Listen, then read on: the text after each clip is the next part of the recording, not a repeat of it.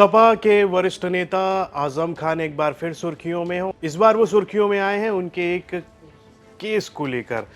असल में भड़काऊ भाषण देने के मामले में उनके ऊपर एक केस चल रहा था।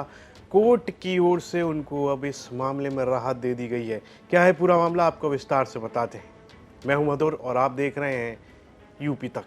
तो हमारे सहयोगी आमिर खान ने आजम खान से बात की तो उन्होंने कोर्ट का शुक्रिया किया।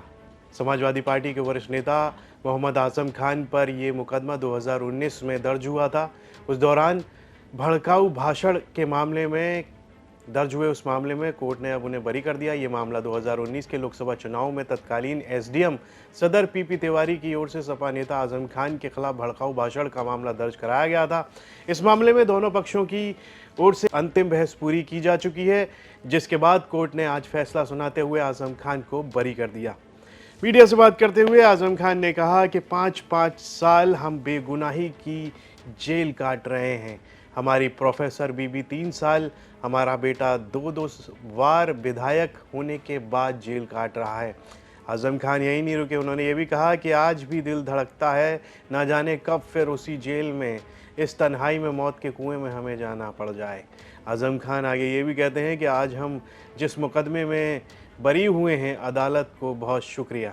क्या कुछ कहा है आजम खान ने, आइए वो सुनते हैं। ना कि हम बेगुनाही की जेलें काट रहे हैं, 5-5 साल हम बेगुनाही की जेल काट रहे हैं।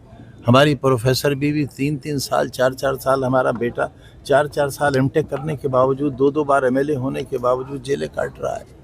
आज भी हर वक्त दिल धड़कता है कि न जाने कब फिर उसी जेल में, उसी तन्हाई में, उसी मौत के कुएं में हमें जाना है। और एक ऐसे शख्स को, एक ऐसे परिवार को जिस पर पूरी जिंदगी कोई मामूली धारा का भी मुकदमा नहीं हुआ। हम जानते ही नहीं थे अदालत होती क्या चीज़ है, हम जानते ही नहीं थे थाना कोतवाली होता क्या है, हम जानते ही नहीं थे रपट होती क्या है। और शायद अनजाने में होने की वजह से हमें बहुत से बेगुनाही की सजाएं मिल गई और हमने भुगत ली। आज भी हम जिस मुकदमे में बरी हुए हैं, बहुत शुक्रिया अदालत का, लेकिन हम वो सज़ा भी पूरी कर चुके। हम नाकर्दा गुनाहों की सज़ाएं बहुत पूरी कर चुके। हम 5 साल तकरीबन जेल में रह चुके, एक ऐसी कोठरी में रह चुके जिसमें 5 मिनट रहना भी शायद मुमकिन नहीं होगा, लेकिन हम रहे। हम देरी से मिले इस न्याय हम कौन हैं? हमारी पूरी जिंदगी एक आईने की तरह है। सैकड़ों मुकदमे होने के बावजूद भी हम पर करप्शन का, बेईमानी का, कमीशन खोरी का एक भी मुकदमा नहीं है।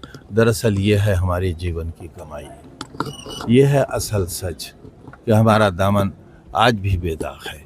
हम तमंचे बेचने वाले की औलाद नहीं है, हम कंट्री मेड तमंचे बेचने वाले की औलाद नहीं है।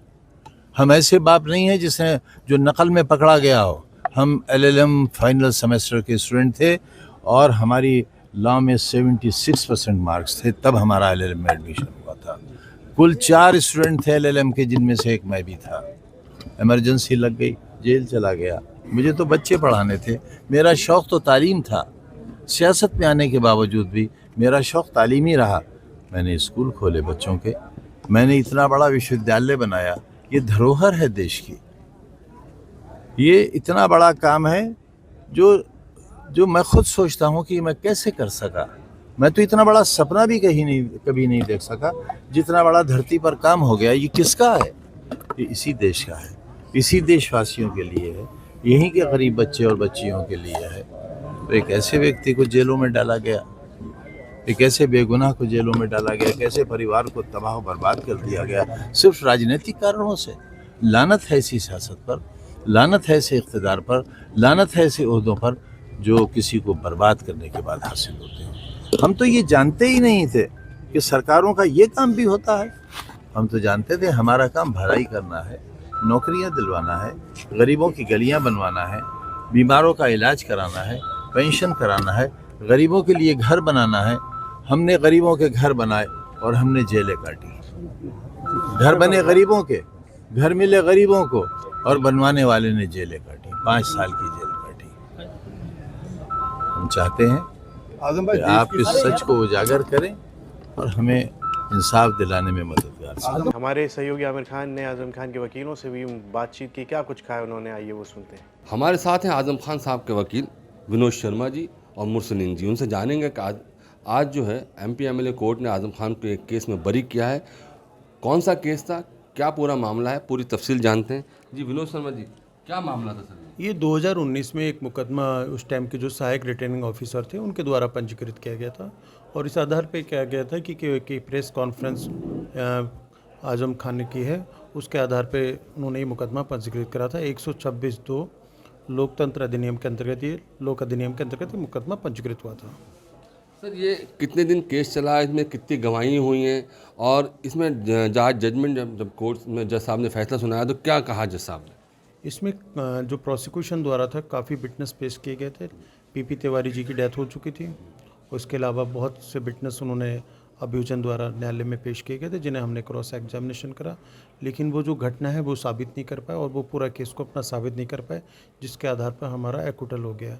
और जो इन्वेस्टिगेशन ऑफिसर है उसके खिलाफ कोर्ट ने स्ट्रक्चर भी पास किया। अभी मैंने जजमेंट पूरा देखा नहीं, लेकिन उसके अंदर उन्होंने उसके खिलाफ लिखा। क्या स्ट्रक्चर पास किया, कुछ मोटा मोटा याद हो आपको थोड़ा सा? उन्होंने शायद मैं भी पूरी तरह से बता नहीं सकता, जजमेंट मैंने पूरा देखा नहीं, लेकिन उसके अंदर उन्होंने क्वेश्चन मार्क किया है। मेरे साथ मुर्सलीन जी भी हैं।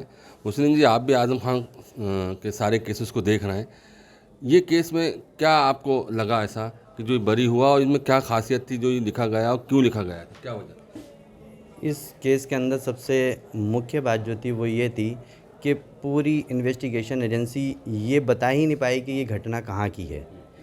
वो पूरी इन्वेस्टिगेशन हो गई, अंत तक यही नहीं पता चल पाया कि ये घटना कहाँ हुई थी, किस जगह हुई थी। तो इस चीज़ को अप्रिशिएट किया ऑनरेबल कोर्ट ने और इसी पॉइंट पर जो है जो आईओ थे इसके विवेचक, उनके अगेंस्ट कार्रवाई के लिए डायरेक्शन भी दी उन्होंने। अच्छा, मैं आपसे अगर थोड़ा सा ये जानना चाहूँ कि मोटा मोटा क्या अल्फाज आजम खान साहब ने जो इस्तेमाल किए थे जिसमें ये भड़काऊ भाषणों के मामले में, कुछ अगर आपको याद हो तो? इसमें पीपी तिवारी जी द्वारा ये कहा गया था कि आजम खान साहब ने एक प्रेस कॉन्फ्रेंस की थी जिसमें उन्होंने ये कहा कि भले ही रात के 12 बजे मगर आपकी लाइन इतनी लंबी होनी चाहिए, आपको वोट पड़ेगा।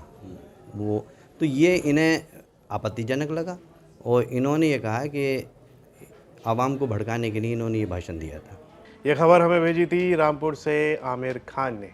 क्या है आपकी राय, कमेंट बॉक्स में लिखकर हमें ज़रूर बताएं और यूपी से जुड़ी तमाम खबरें देखने के लिए आप देखते रहिए यूपी तक।